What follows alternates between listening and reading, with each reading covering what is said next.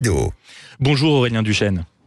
Bonjour Maximilien. Vous êtes consultant en géopolitique et défense, auteur d'un livre à paraître le 3 octobre, La Russie de Poutine contre l'Occident chez Erol. Et je tiens à dire, je suis ravi de vous avoir parce que vous êtes clairement l'un des spécialistes du domaine qu'on va aborder, des plus brillants de votre génération. On a parlé ici même sur Sud Radio, il y a eu une surprise ukrainienne il y a quelques semaines, celle de l'armée régulière. Plusieurs milliers d'hommes, on le sait maintenant, des véhicules blindés ont franchi la frontière russe.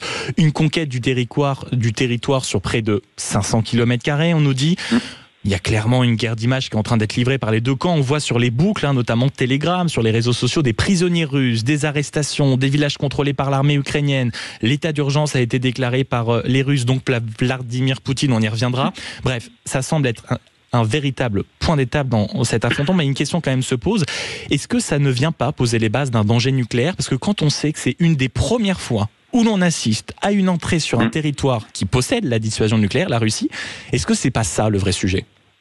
Oui, on est là dans une première historique. Ce n'est pas la première fois qu'un État non doté de l'arme nucléaire attaque un État qui est doté de l'arme atomique, sauf que les précédents historiques qu'on avait, c'était sur des territoires contestés. C'était par exemple l'Argentine qui avait attaqué des îles britanniques, les Malouines, mais il n'y avait pas là de risque que le Royaume-Uni invoque ses intérêts vitaux, son sanctuaire territorial, comme on dit, et en vienne à un avertissement atomique. Dans le cas de la Russie, c'est évidemment différent. On parle du territoire vraiment frontalier, donc du cœur territorial de la Russie, et on parle aussi évidemment d'un enjeu de ne pas perdre la face. Et c'est là tout le danger. On a beaucoup parlé des lignes rouges dans ce conflit. On a vu à quel point elles étaient mouvantes. Mais pour Vladimir Poutine, c'est une gifle qui, là, pour le coup, pose la question de la dissuasion nucléaire.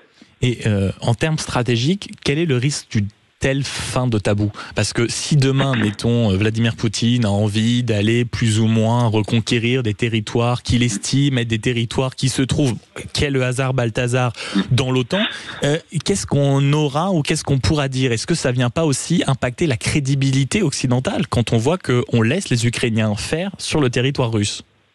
Mais vous avez tout à fait raison, c'est toute la question de l'élévation du seuil nucléaire. Parce qu'il y a quelques semaines encore, d'aucuns disaient que, à la différence, par exemple, de la Crimée et des territoires ukrainiens officiellement annexés par la Russie en 2022 et qu'elle ne contrôle pas, une incursion ukrainienne sur le sol internationalement reconnu de la Fédération de Russie serait impensable parce que le moindre pouce de territoire perdu reviendrait à invoquer la dissuasion nucléaire. On voit une nouvelle fois que ce n'est pas le cas. Évidemment que les Russes peuvent faire le calcul d'en face. Ils peuvent se dire, ils se le disent depuis des années d'ailleurs, que les Américains, les Français, les Britanniques n'auraient pas envie de mettre en danger Paris ou Londres à l'abri d'une frappe nucléaire pour sauver Tallinn ou Varsovie. Eh bien, ce calcul des Russes peut être encore plus renforcé aussi par une question de réciprocité. Ils peuvent se dire que là où on voit, avec le fameux OSINT, le renseignement en source ouverte, que vous avez des véhicules blindés américains, allemands, voire, semble-t-il, français, en ce moment dans des rues russes, ils peuvent se dire, eux, qu'ils sont d'autant plus fondés à prendre des risques demain contre un pays de l'OTAN qui serait couvert par la dissuasion élargie. On rappelle que la dissuasion américaine, elle couvre aussi tous les pays de l'OTAN qui le souhaitent. Et c'est là un vrai enjeu pour le futur de la grammaire nucléaire. Et c'est certainement un des sujets que vous aborderez dans votre livre, à paraître le 3 octobre, Aurélien Duchesne. Absolument. Comme quoi, on fait bien les choses à Sud Radio quand on observe ce qui se passe depuis plusieurs semaines sur la scène internationale. La livraison d'armes à longue portée, des livraisons des F-16, avec beaucoup plus de nuances dans le sens où évidemment il faut des mécaniciens, évidemment il faut former les pilotes, mais la livraison de F-16 quand même, des frappes de la part des Ukrainiens sur le territoire russe. Comment ne pas donner raison à ceux qui depuis des mois craignent une véritable escalade? Tout d'abord, les Ukrainiens, justement, veulent donner tort à ces gens. C'est-à-dire que cette incursion, cette fois sur le territoire russe, elle vise, là encore, à désinhiber le soutien des Occidentaux. On a vu que les Ukrainiens ont eu l'habitude un peu d'imposer des faits accomplis aux Occidentaux. Les Occidentaux qui leur disaient « ne frappez pas la Crimée, par exemple, parce qu'elle est indispensable aux yeux de Poutine et il perdrait la face et serait obligé de riposter beaucoup plus fortement ».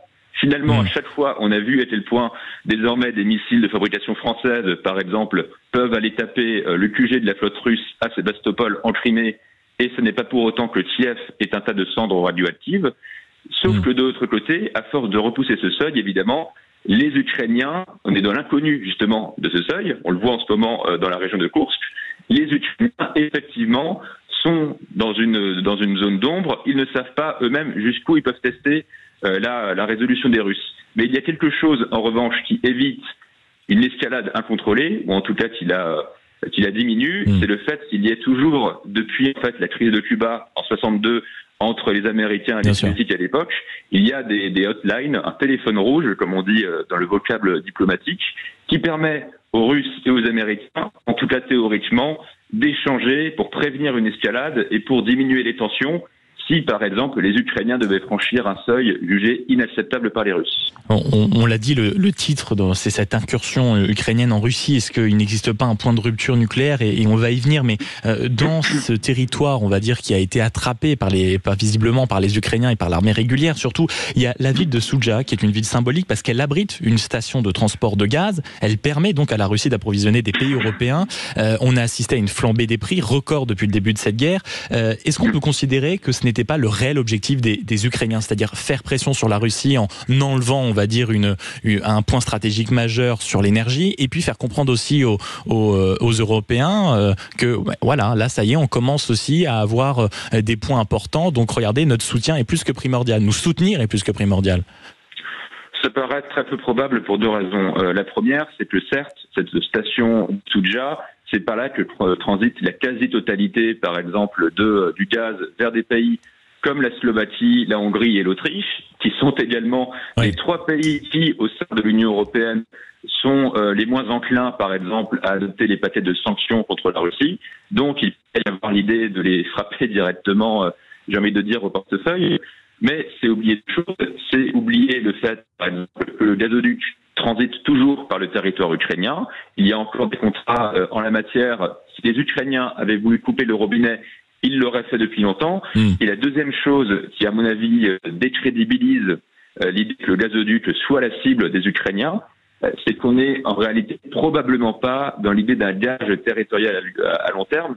Certes, on ne peut plus rien exclure au point où on en est. Qui aurait pu imaginer que les Russes mettraient plus d'une semaine, on y est encore, à faire une contre-offensive sur leur propre territoire, mais il paraît très peu probable que l'objectif des Ukrainiens soit de sacrifier autant d'unités pour tenir dans la durée un gazoduc. Ça n'en vaut pas la peine stratégiquement, alors que leurs ressources en hommes et en matériel restent comptées. Revenons au nucléaire, qui est un peu le fil rouge de notre discussion. Il y a eu hier soir un incendie dans la fameuse centrale nucléaire de Zaporijia.